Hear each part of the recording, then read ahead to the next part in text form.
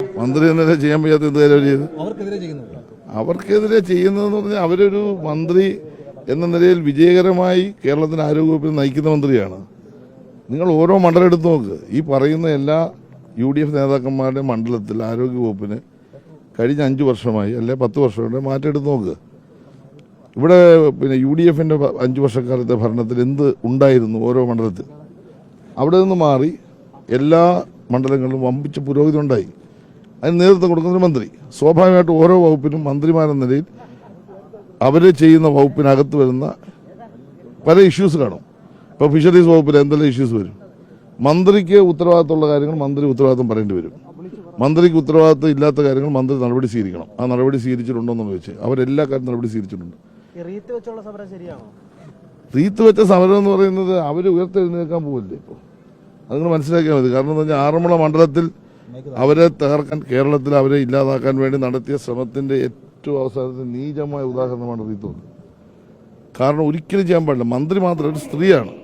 അവര് കുഞ്ഞുങ്ങളുമായി കുടുംബമായിട്ട് താമസിക്കുന്ന വീട്ടിൽ അതിക്രമിച്ച് കയറി അവിടെ റീത്ത് സമർപ്പിക്കുക. അപ്പോൾ അതിന്റെ പിന്നിൽ പ്രവർത്തിച്ച യൂത്ത് കോൺഗ്രസ്സുകാരാണ്. പക്ഷേ യൂത്ത് കോൺഗ്രസിന് പൂർണ്ണ പിന്തുണയാണ് ഇന്നലെ പ്രതിപക്ഷ നേതാവും കോൺഗ്രസ് നേതൃത്വം കൊടുത്തിരിക്കുന്നത്.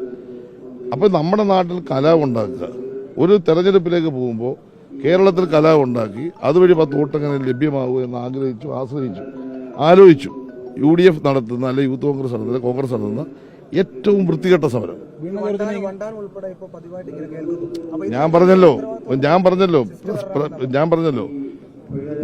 ഇത് ഇങ്ങനെയുള്ള കാര്യങ്ങൾ കേരളത്തിൽ ആദ്യമായിട്ട് സംഭവിക്കുകയാണ്. കേരളത്തിന് മുമ്പ് ഇങ്ങനെയുള്ള കാര്യങ്ങൾ സംഭവിച്ചിട്ടില്ലേ?